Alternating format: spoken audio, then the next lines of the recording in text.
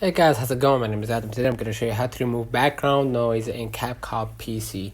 So as you can see right here, this is the video in front of me, and after you import the video and drag it right here to the workshop, what you're going to do, you're going to just click the video, and you're going to see on your right the video right here, and you can scale it and add keyframes and whatnot, and you're going to see right here the audio, and basically in the audio you can reduce or increase the volume, or scroll a little bit down right here, you're going to see enhance audio if you want to enhance your audio, or scroll a little bit down and click right here the noise reduction, and by turning this one on, they will basically automatically they will take out any noise in the background while listening to that video. Let's find out in the comments if this video helped you. Don't forget to like and subscribe, and thank you for watching.